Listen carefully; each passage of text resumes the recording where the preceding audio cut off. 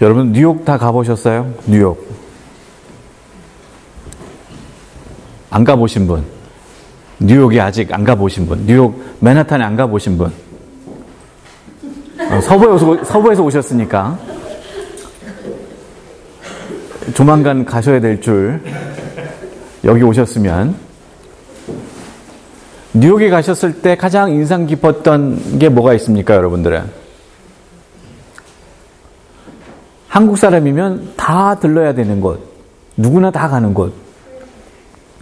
코리아타운 말고. 코리아타운 그렇게 다 먹는 건데. 자유여신상. 또 뭐가 있습니까? 엠파이어 스테이트 빌딩. 자, 그 다음에 9/11 거기도 있고요. 뉴욕 맨하탄에 갈 데가 굉장히 많습니다. 그런데 도시니까 뭐 세계에서 가장 큰 도시 중에 하나지 않습니까? 그러다 보니까 빌딩들이 다 높습니다. 그 중에 하나가 이제 엠파이어 스테이트 빌딩이 있고, 옛날에 이렇게 관광 이렇게 하면 한국에서 뭐 손님이 오시고 그러면 어딜 제일 가고 싶어 하냐? 엠파이어 스테이트 빌딩. 그거를 올라가면 그 전망대가 있지 않습니까? 그 전망대에서 바라보는 그 광경이 얼마나 좋습니까? 다 해보셨죠? 한 분 빼고. 안 해보셨어요, 권사님도? 저도 그게 못 가봤어요. 거기를 못 가보셨어요? 네, 요즘은 어딥니까? 엠파이어 스테이트 빌딩도 뭐 많이들 가지만, 탑 오브 더 락? observatory라는 데가 있어요. 저도 아직 안 가봤어요. 거길 또 많이 갑니다. 젊은 사람들이 더 많이 가는 것 같아요, 요즘은. 그 올라가면 또 거기도 한참 이제 위에서 밑을 이제 뉴욕 전체를 다 볼 수 있고, 허슨강도 보고, 뉴저지도 보고, 자유여신상도 보이고, 다 보이는 그런 곳입니다. 왜 우리가 그렇게 올라가는 걸 좋아할까요? 그 꼭대기 올라가서 보는 것을 왜 좋아할까요? 혹시 여러분 보스턴을 가보셨어요? 보스턴의 프루덴셜 빌딩 가보셨어요? 47층인가 8층에 거기도 이렇게 관람할 수 있는, 이렇게 쭉 돌면서 걸어서 보스턴 전체를 다 볼 수 있는, 거기서 51층인가 가시면, 이게 팁입니다. 요즘도 그렇게 하는지 모르겠어요. 레스토랑이 하나 있습니다. 저녁에 한 7시쯤 가시면 재즈 뮤지션들이 옆에서 한 구석에서 음악을 연주를 해요. 그 예전에는 커피 한 잔만 시켜도 오케이였어요. 그래서 1시간, 2시간, 뭐 3시간 앉아서 경치를 보면서 커피 한 잔 즐기고 내려올 수 있었는데, 제가 요즘 듣기로는 커피 갖고는 안 된다는 거예요. 하도 커피 한 잔 시키고 있는 사람이 하도 많아서 이제는 음식을 시켜야 1시간, 2시간, 3시간 앉아있을 수 있다. 뭐 이런 얘기를 들었어요. 그렇게 올라가서 경치를 구경하는 까닭이 뭡니까, 우리가? 높은 곳에 올라가서 밑을 쫙 바라보면서. 여러분들 산에 올라가는 거 좋아하세요? 저 빼고. 저는 별로 안 좋아하는데. 저번에 한글학교에서 산에 간다고 해서 안 가고 싶었는데 안 갈 수가 없어서 갔다가, 그것도 산이라고, 마운트 파이로라고, 차로 가면 5분밖에 안 걸리는 거리입니다. 근데 아직 시즌이 오픈을 안 해서 차가 못 올라가는 거예요. 마음 같아서는 이거를 열고 제가 혼자 차 끌고 올라가고 싶은데, 우리 집사님도 가셔서 좀 힘드셨어요. 뭐 저는 또 길을 잘못 들었어요. 올라가다가 왼쪽으로 이렇게 계속 가야 되는데, 저는 하필이면 오른쪽으로 가는 바람에, 뭐 다들 왼쪽이 더 힘들다, 왼쪽으로 가신 분들은, 오른쪽으로 가신 분들은 오른쪽이 더 힘들다 이렇게 더 하시는데, 제가 봤을 땐 오른쪽이 더 힘들어요. 보니까 더 가파르고. 그런데 올라가니까 경치가 그렇게 좋을 수가 없는 거예요. 쉔플레이 레이크도 잘 보이고, 저쪽 뉴욕 땅도 보이고, 산들이 보이고, 경치가 그렇게 아름다울 수가 없었습니다. 이제는 시즌이 오픈을 했기 때문에 여러분들이 차로 쭉 올라가셔서 정상에 파킹을 하시고 구경을 하셔도 참 좋지 않을까. 근데 여러분들 왜 산에 올라가서 굳이 그렇게 힘들게 2시간, 3시간, 4시간 올라가서 그 경치를 감상하고 내려올까? 왜 그렇게 고층 빌딩에 관람대에 올라가서 우리가 왜 그렇게 밑에 보이는 광경들을 인조해야 할까? 비싸요. 그것도 올라가는 것도. 그거 왜 올라갈까? 그 힘들어서 왜 올라갈까, 산에? 여러분 왜 산을 왜 타십니까? 정상에 왜 올라가십니까? 운동 빼고. 다 볼 수 있어서. 또 왜 올라가십니까? 성취감 때문에. 또 왜 올라가십니까? 엘리베이터 타고 올라가면 사실은 성취감 별로 없겠지만, 그렇다고 빌딩을 올라갈 수는 없고요. 계단으로. 자, 왜 산을 올라갑니까? 산에 올라가면 우리가 어떤 행동을 합니까? 여러분, 산에 올라가서 뭐 하십니까? 산 꼭대기 올라갔을 때.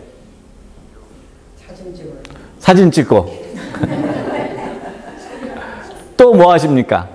사진 찍고, 거기서 쉬죠? 올라왔으니까. 쉬는데, 뭘 하면서 쉽니까? 그 경치를 즐기면서, 인조해하면서 쉽니다. 근데 그냥 단순히 쉬는 게 아니라, 그 쉼을 통해서 우리가 뭘 얻습니까? 새로운 에너지, 새로운 힘, 마음의 일종의 순화, 평안, 이런 걸 얻으려고 우리가 올라갑니다. 사실은. 산에 올라가시면 그렇지 않습니까? 올라가서 딱 경치를 보면, 위에서 경치를 딱 보면, 여러분 어떻습니까? 마음이. 고소공포증 계신 분 빼고, 마음이 어때요? 편안해지지 않습니까? 그리고 세상을 어떻게 바라봅니까? 세상이 얼마나 크고 넓은지 새삼 다시 한번 깨닫습니다.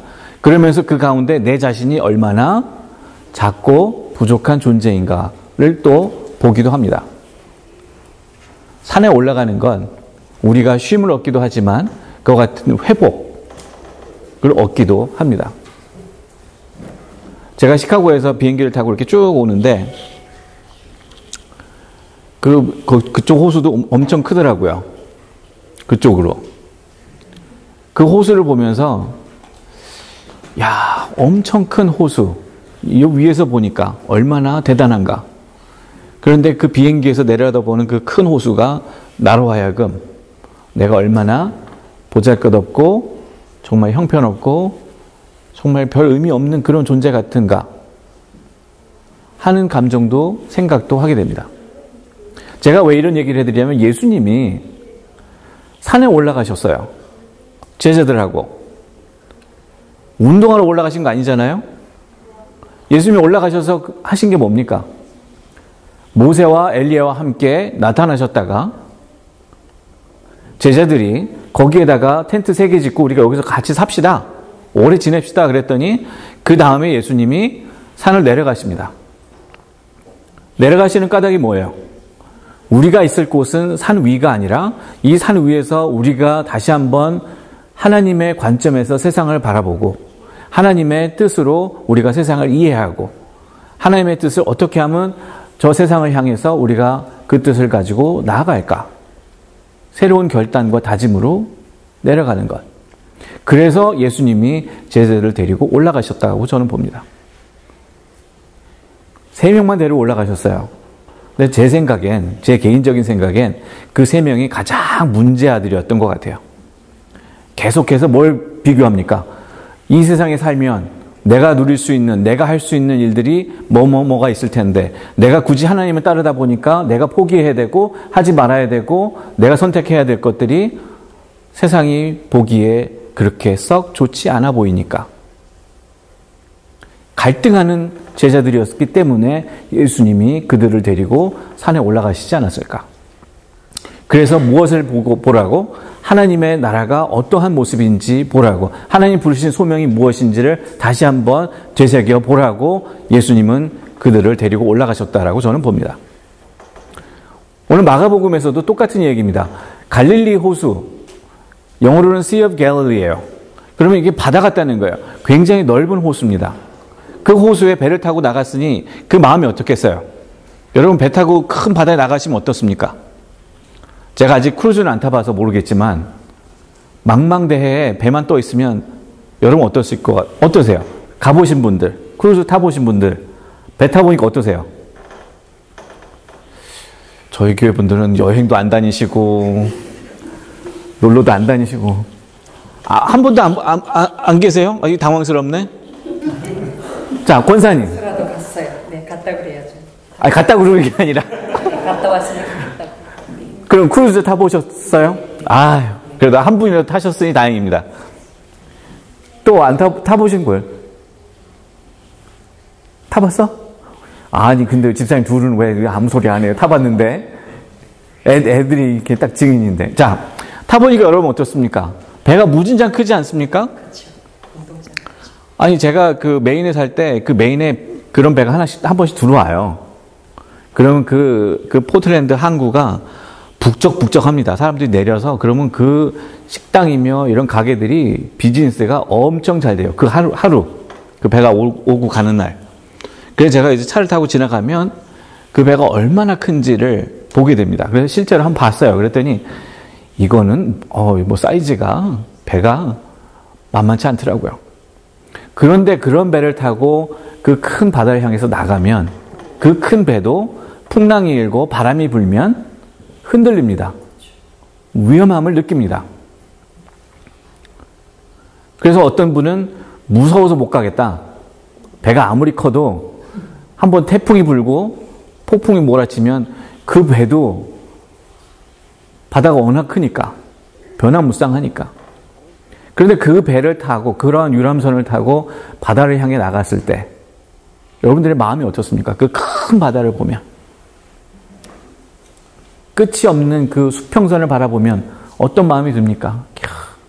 세상이 얼마나 넓은가, 하나님의 창조가 얼마나 대단한가, 그런 것뿐만 아니라 내가 얼마나 하나님의 그 세계 속에서 정말 한 점과 같은, 그거보다 더 못한 존재밖에 안 되는데도 불구하고 하나님이 나를 이렇게 기억하시고 사랑하시고 구원하시는구나, 감사하구나, 찬양하고 그런 기도하기를 하지 않아 보셨어요? 자, 예수님이 제자들하고 배를 타고 갈릴리 호수에 나갔다가 예수님은 주무셨어요. 그런데 제자들이 풍랑이 이니까 무서워서 예수님을 찾습니다.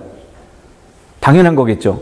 예수님을 구주라 고백하는 사람들이 예수님을 그 어려운 때면 찾는 것이 당연합니다. 그래서 예수님을 찾습니다. 예수님이 깨어나셔서 풍랑을 잠잠히 하신 다음에 그 다음에 뭐라고 그러십니까? 제자들에게.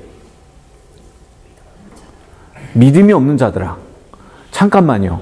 믿음이 없는 자들아라고 하시기에는 조금 야박한 거 아닙니까? 예수님이? 왜? 지금 어렵고 힘들 때 누굴 찾았어요? 예수님 찾았잖아요. 그러면 예수님을 찾았기 때문에 그 믿음이 있으니까 그나마 예수님 찾은 거 아니겠어요? 제가 비행기를 한번 탔다가 이 비행기가 바람이 워낙 부니까 제가 처음이에요. 비행기를 몇 번 타봤지만 비행기가 착륙을 하는데 바람이 이렇게 부니까 비행기가 춤을 추는 거예요. 이렇게. 그래서 제가 비행기도 바람에 따라서 착륙을 하는데 이렇고 하는구나. 착륙하는데 땅이 보이는데 그래서 사람이 얼마나 무섭습니까? 그러니까 당연히 뭐 하겠어요, 제가? 누굴 찾겠어요? 기장을 찾겠어요? 스튜어디스를 찾겠어요? 하나님 찾잖아요, 저도. 주여. 제가 미국에 처음 왔을 때, 보스턴에 왔을 때 뉴욕에서 제가 갈아타고 왔어요. 근데 그때 당시에 패남이라고 그래서 쌍발기, 여기 프로펠러 2개 달린 거, 조그만한 거, 30명 타는 거. 그거 탔다가 제가 생애 처음, 제가 롤러코스터 이런 거 정말 싫어하거든요. 그거보다 더한 걸 탔어요, 제가 그날. 비행기가 이렇게 오는데 갑자기 기류를 만나서, 이게 비행기가 작으니까 기류를 만나면 어떻습니까? 큰 애들은 어떻게 좀 버티는데 작으니까 툭 떨어지는 거예요. 툭 떨어지는데 진짜 이런 게 이 롤러코스터구나 하는 식으로. 그래서 쭉 떨어지는. 그러니까 그때 뭐 합니까? 저도 또 주여 하나님, 미국 오는데 저 혼자밖에 없고 아는 사람 아무도 없고 붙잡을 사람 누가 있어요? 도움을 청할 사람도 없고 영어 한마디도 못하는데 헬프미도 안 되는데 그때는 무서워서 주여 하고 찾습니다. 그럼 제가 그렇게 믿음이 참 좋으니까, 믿음이 있으니까 그나마, 믿음이 그나마 있으니까 하나님 찾고 예수님 찾고 그랬지 않았을까? 그리고 똑같은 거 아닙니까? 예수님이 제자들이 그렇게 찾았는데 그래서 깨어나셔서 그 풍랑을 잠재우셨는데 기껏 하시는 얘기가 아유 너희는 참 믿음이 없다. 아니 예수님 찾았는데 왜 믿음이 없다고 하셨을까? 왜 그랬을까요? 왜 그랬을까요? 믿음은 왜 없다고 하셨을까? 제자들은 어떤 사람들입니까? 제자들은 지금까지 예수님의 그 말씀과 행적을 통해서 그 이적과 여러 가지 치유 역사를 통해서 예수님이 하나님의 아들이구나, 구주가 되시는구나. 그럼 예수님이 그렇게 피지컬하게 같이 한 곳에 함께 하신다는 그 사실 하나만으로도 그 무엇도 두려워하거나 무서워할 필요가 없는데 예수님이 있음에도 불구하고 바로 옆에 계심에도 불구하고 두려워 또 무서워서 정신 못 차리고 있었다는 거예요.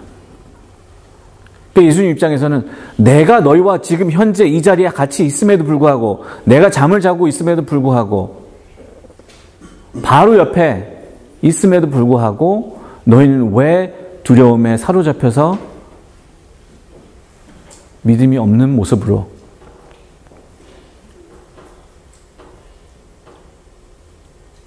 그걸 뒤집으면 무슨 말이 됩니까? 예수님이 우리와 함께 하시기에 우리가 더 이상 두려워하거나 무서워할 필요가 없다. 예수님으로 말미암아 우리에게 주시는 소망이 있고 또 확신이 있기에 우리가 담대함으로 그 앞으로 나아갈 수 있다.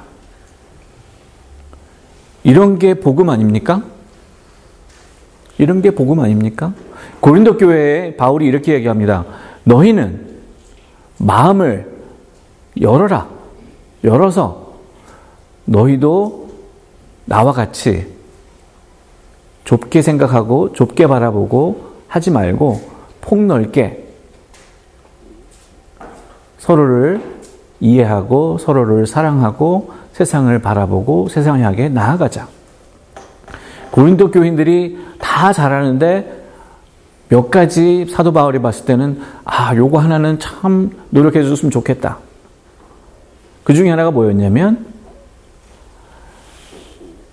우리 먹고 살기가 바쁜 거예요. 그런데 하나님의 사역에는 또 동참하고는 싶고 그런데 그러다 보니까 무슨 갈등이 생깁니까? 이것도 해야 되고 이것도 해야 되고 그 갈등과 고민이 있을 때 어디로 갑니까? 사도 바울이 왜 그런 얘기를 했을까? 왜 좁게 생각하고 좁게 바라보냐? 왜 너희 것만 보고 너희 삶만 보고 너의 구성원들만 바라보고 사느냐? 그럴수록 하나님의 나라가 어떠한 것인지 하나님 나라를 향한 너희들에게 주어진 사명이 무엇인지를 바라봐야 되지 않겠느냐? 그래서 그런 의미에서 사도 바울이 고린도 교회에 좁은 의미가 아니라 넓은 의미로 그 믿음으로 세상을 바라보고 하나님을 이해하고 따라가자.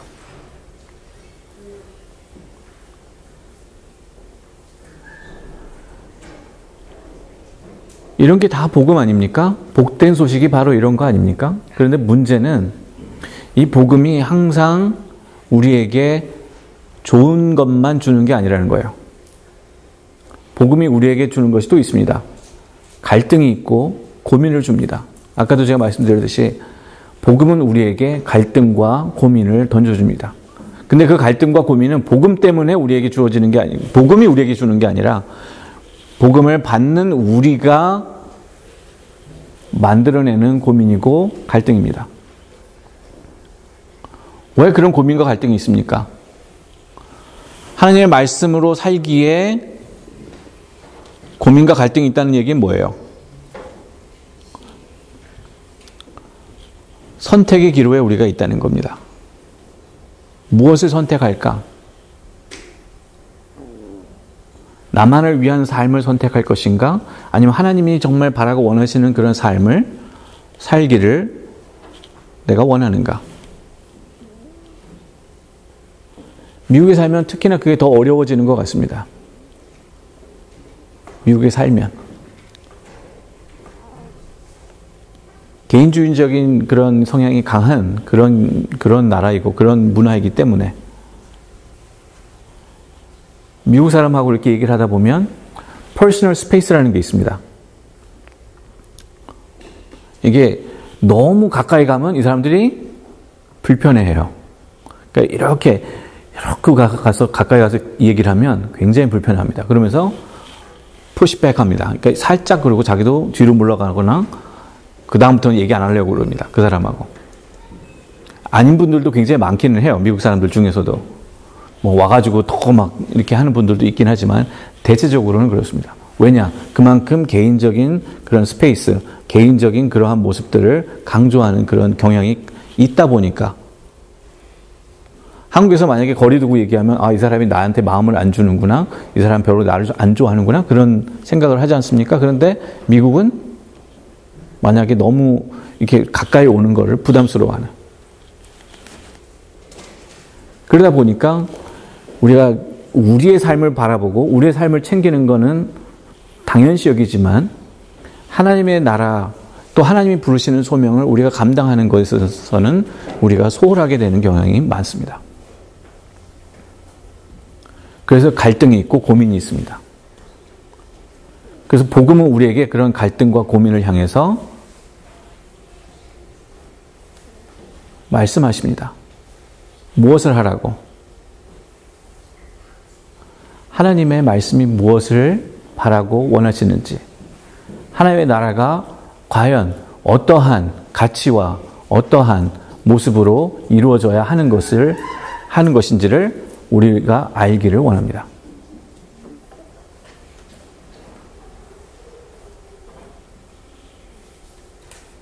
그래서 사도 바울이 고린도 교회에 얘기할 때 좁게 보지 말고 좁게 살지 말자. 사도 바울이 그렇게 얘기합니다. 우리가 너희를 향한 마음을 좁게 하지 않고 넓게 하는다.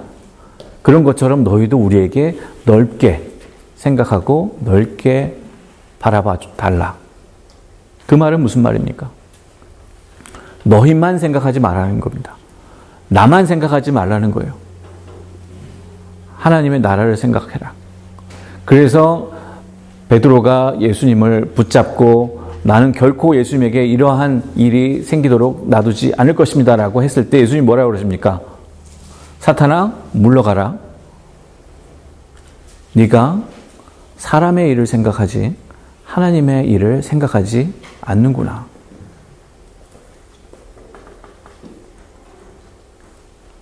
우리에게 주어지는 끊임없는 고민이고 갈등이긴 합니다.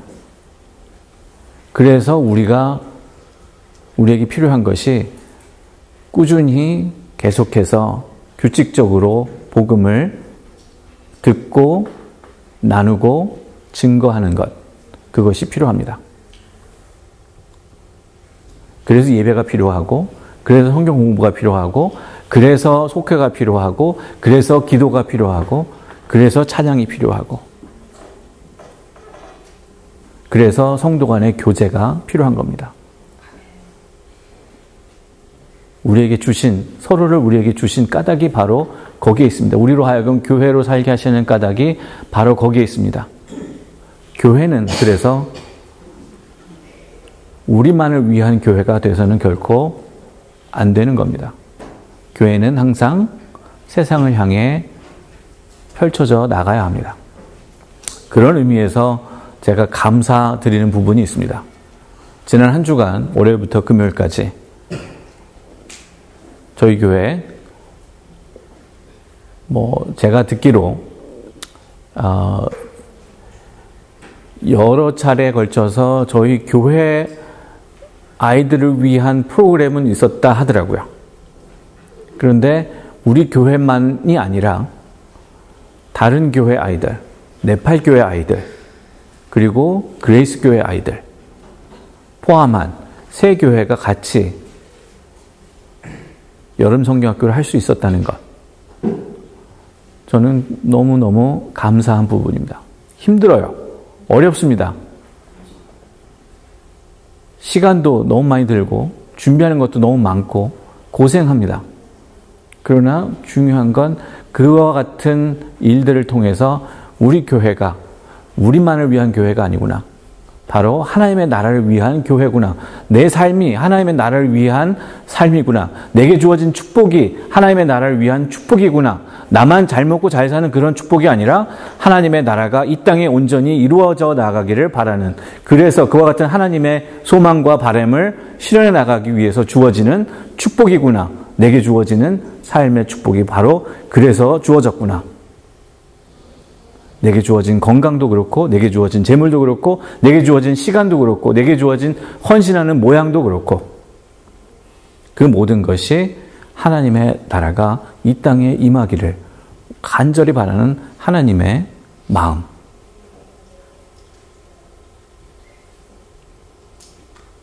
그만큼 하나님이 우리를 귀히 보시고 사랑하신다는 증거가 됩니다.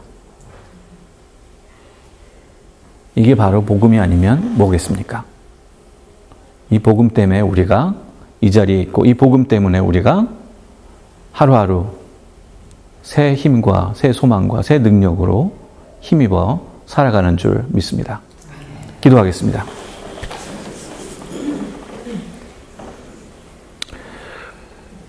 은혜로우신 주님, 저에게 축복하시며 은혜를 베푸시는 까닭이 무엇인지 다시 한번 깨닫습니다. 우리 자신만을 위한, 또 우리 교회만을 위한 축복과 은혜가 아니라 하나님의 나라가 온전히 이 땅에 이루어져 가는, 그것을 위해 주어지는 축복이고 은혜인 것을 다시 한번 봅니다. 주님, 우리를 붙잡아 주시고 인도해 주셔서 우리의 마음이, 우리의 심령의 중심이 하나님 나라에서 멀어질 때마다, 하나님의 공동체에서 멀어질 때마다 저를 다시금 그 품에서 기억하셔서 돌이켜 주시고 다시금 불러주셔서 그 믿음의 길로, 그 소명의 길로 잘 나아갈 수 있도록 축복해 주옵소서. 저에게 주어진 사명들이 있는 줄 압니다. 그와 같은 사명들을 감당하라고 우리에게 축복하시고 은혜를 베푸신 줄 아오니 그에 걸맞는 모습으로 하나님 앞에 영광 돌리고 찬양을 올려드리고 기쁨이 되는 우리의 삶이 되도록 축복해 주옵소서. 예수님의 이름으로 감사하며 기도합나이다. 아멘.